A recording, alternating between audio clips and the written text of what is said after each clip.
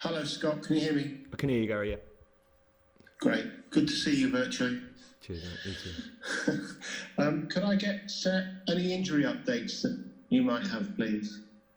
Injuries at the moment practically stay the same. Harrison Reed's trained with us the last couple of days, but as of the other guys, Anderson, Tete, Congola, and Onama, all still on the treatment table. So yeah, I can't see that changing shortly.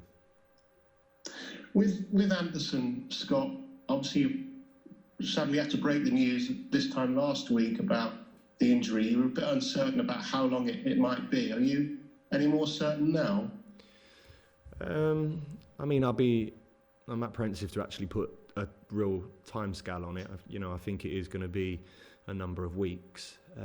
But like anything, it wasn't as bad as probably we first suspected. But in saying that, he's damaged his ankle ligament, so it's there has been improvement, and it's an ongoing one day by day really. And so yeah, but I can't see it being a real quick turnaround, as in days or in the next coming week. So, but we'll see. Obviously, like anything, these things can change. Obviously, the way that people recover, how they improve, can with treatments these days can be quite drastic. So that's why I'm very apprehensive about giving a real time scale on it. Well, so you announced your Premier League list, Scott. Some names missing. How hard a decision is it when you have to do that? Yeah, very hard. It's tough decision. Obviously, we was left with a lot of numbers, and I've had to make a decision on what I think's best and how we need to go about it. So a tough decision, because the players I've obviously left out I know can help us as well, really. But these things are in place, and I was left with a number of players to make a call on, really. So yeah, of course it's not been easy, but it is what it is, and they're the decision you have to make, and we've made them now, and we now go with the 25 what I've selected. Obviously, with Jean Mikel, salary record signing, fair to say it hasn't worked out the way that everyone would have hoped? Not really. I don't. Obviously, I think Mika came here 18 months ago. Was part of the last time we was in the Premier League. Since then, I took over back end of that. Mika went on loan to Galatasaray. I've worked with a group and stuff like that. And but Mika's come back into the squad and has done very well. And he starts a new slate. At this moment in time, he's not been brought into the 25-man squad. Why? Because I've decided to not do that, and I decided to go with others. But it's now down to Mika in the next 9 weeks, and that's all it is 9 weeks to train well and to get me thinking that come January there's an option. He's a top quality player, but at this present moment in time, I didn't see that place for him. Now that certainly can change come January, but ultimately it's down to Mika and how he reacts to this decision. And he's a very good professional, and he's been first class since he's been back. So I suspect that will be the case now between now and January. When January comes, we see where we are. We see where Mika feels, and obviously and myself, and we'll have them discussions. So I don't think of course when he was here we got relegated, he then left, and people can see that he's probably not gone as well, but that don't mean to say that he's dead and buried here. Certainly not with me. This decision I had to make, and I've made it. It's now on to the next 9 weeks, and we'll see where we are in January. When you have stalwarts as well, like for example, Stefan and Kevin, makes it even harder in a way, doesn't it? Yeah, very difficult, because Stefan and Kev have been here for a long time, and have contributed a lot to this football club and this football team, really. And the same goes to them. Like I said about Mika, the same goes to them. I've had to make a decision here, and they understand that decision. And I have no doubt that both of them will be exactly the same as Mika in that sense. Will we'll work hard in the next 9 weeks and prove that decision wrong and try and influence it come January. So and we'll see. But yeah, of course, them decisions are difficult. Alexander Mitrovic is a tough character. Is he okay after last weekend? Have you had to have a word with him? No, he's fine. Look, listen, he was bitterly disappointed. He was very quiet after the game. What you'd suspect from any player. He had a bad game last game, in the sense of bad game as in his eyes, and this is what can happen. I said that after the game. This is what happens in football. It can happen to any player. You know, at times you can have one of them days, and Alex will be the first to put his hand up and say that was his day, and it didn't go well for him. I said after that what will be the making of with him, and how you react to them adverse times or them bad times as such are the real character of people and what determine them. So of course he was quiet the after the game and the next day even, but since then, as someone who's been truly focused on the weekend and obviously put in a better performance than, I say performance, I don't want to say that, because his overall performance was good. So it wasn't about the actual performance, it was in terms of what he's going to judge himself on, and centre forwards judge herself on goals and obviously missing a penalty and a couple of chances, what he'd suspect to, we'd all would, to be honest with you, what he put in on another day he didn't. So but listen, I know what he's made of, and I know what he's about, and he'll be fine. It's almost possible, not quite, but almost possible to say the youngest head coach manager in the Premier League versus the oldest. Sadly, Scott, you're not the youngest. That's Mikel. But you're nearly there. But certainly Roy Hodgson's the oldest, very experienced. What do you think of the job he's doing at Palace? Yeah, fantastic job. You know, I played under Roy for a short space of time with England, and a well-detailed, organised coach, and I think you see that in his Crystal Palace team really. So yeah, full credit that he's still looking as young as what he is, to be honest with you, after all these years as being a manager, and the stresses that brings. He's done remarkably well, really. I have full respect and admiration for Roy and what he's doing at Crystal Palace and their team. And you know, I think everyone knows when you come up against a Roy Hodgson team, you come up against a well-disciplined, well-organised team that can cause you problems. Just a final one from me. Got any thoughts at all on a European Super League? No thoughts really. Yeah, I've not really got into that or looked into it. So yeah, I wouldn't have enough knowledge to comment on that really. Thanks, mate. Cheers, mate. Thank you. Thanks, Gary. Do we have Emma Saunders, Premier League Productions?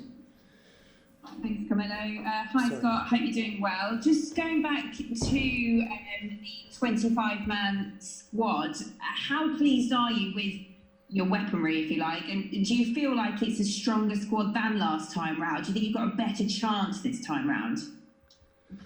I'm pleased with my squad. I'm pleased with where we are and what we've done and the business we've done in terms of comparing the last squad to this squad.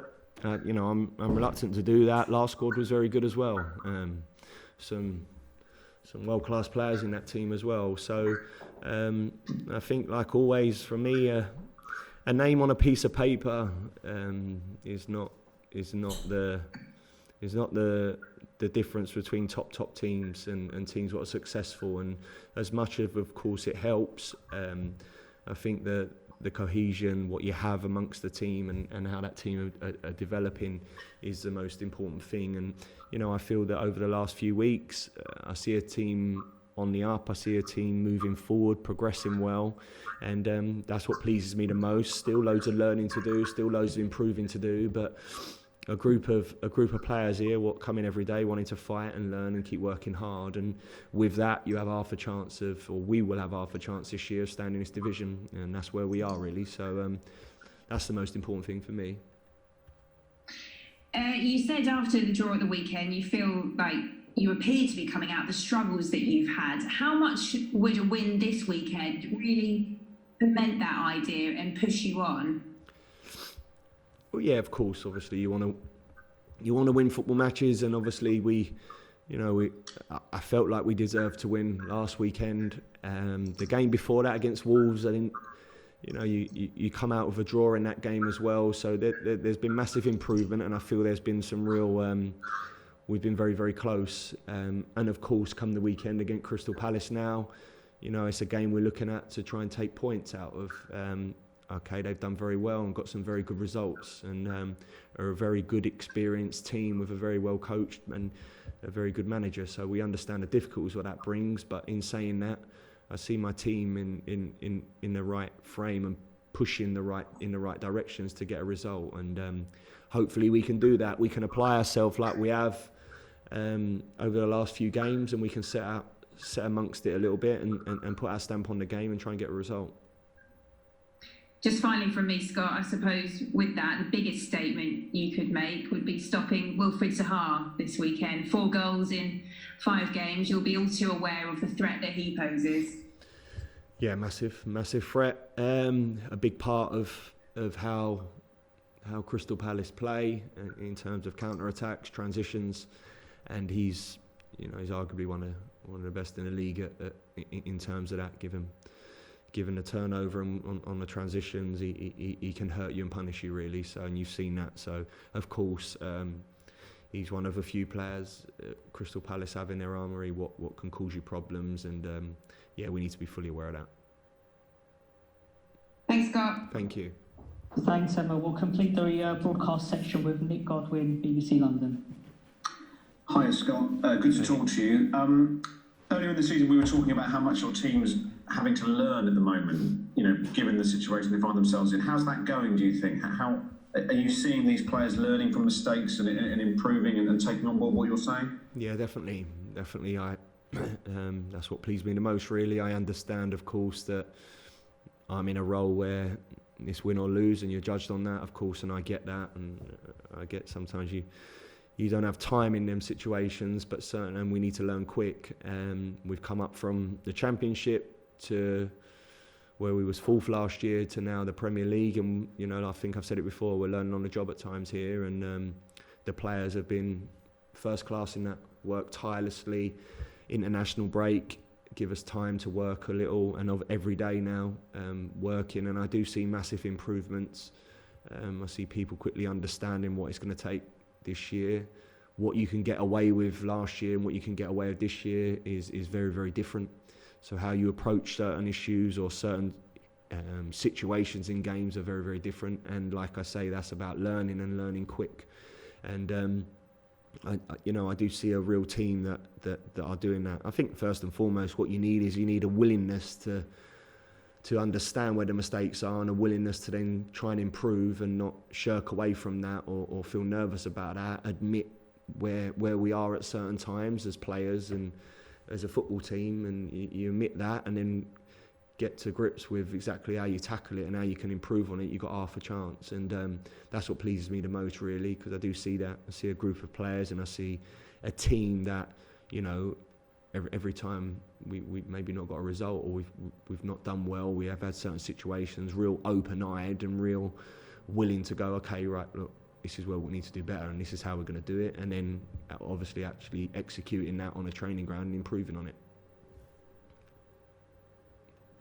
And I suppose, you know, you're going to have to try and be patient to a degree. Trouble is, no one's really going to be patient with you. So, I mean, it's difficult, isn't it? Because what you feel is going to be pushed on some of these players quite naturally. You can do what you can to shield them from it, but it's going to come, isn't it? Maybe.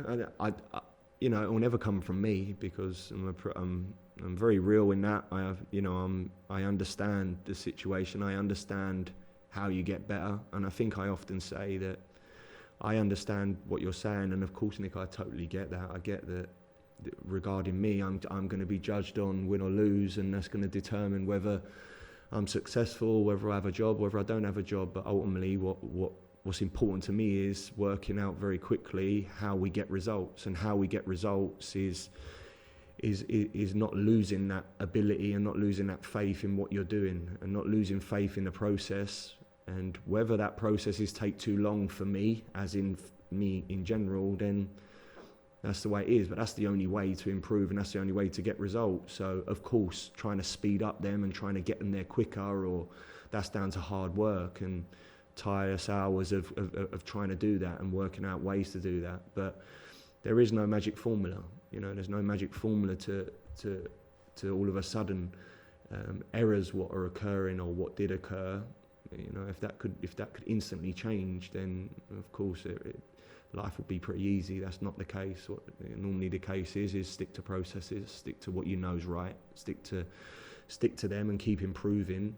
Of course, we all hope that maybe that comes quicker, and that's down to me. Of course, it is. But ultimately, yeah, I'm not gonna. I don't want to push that onto the players. I'll never push that onto the players. I know where we are. I understand fully where we are. I get there's, early on certainly there was noise around us, and there will be noise around us because that comes with the last time we was in this division and what we spent and what goals we let in and what we didn't let in. I get there's that little bit of a noise, and that's probably going to influence people in how they see us again this year. One big result loss of 4-0 all of a sudden, and that will all get dragged up, and people's narrative will always be ours because they have this or they have that. So I need to try and detach that from the team and detach that from the players. That was then, this is now. This is where we are. We are going to lose football matches this year. At times there is going to be struggles this year, but as long as we're aware of that, and as long as we understand what we need to do to get better and improve, and come out the other side of it, hopefully we can do that. Thank you. That's very interesting. I just want to ask you about Roy Hodgson as well, because he's been doing this a very long time. In your heart of hearts, could you imagine being a football manager for 30 plus years from now? Is that something you can even get your head round? Yeah, I mean, it's absolutely remarkable. Take aside how successful Roy's been and everything. To think he's had the horsepower and the drive and for a long time now. It shows you how good he is at what he does and what he has done. Really, it's remarkable. Regarding myself, I mean, at the moment I'm still fresh and everything's very new, and there's that drive and that passion, and I hope that will always be there, and I'm sure it will. So, if I'm still here, can I see myself? Yeah, probably can. But saying that, he's done remarkable.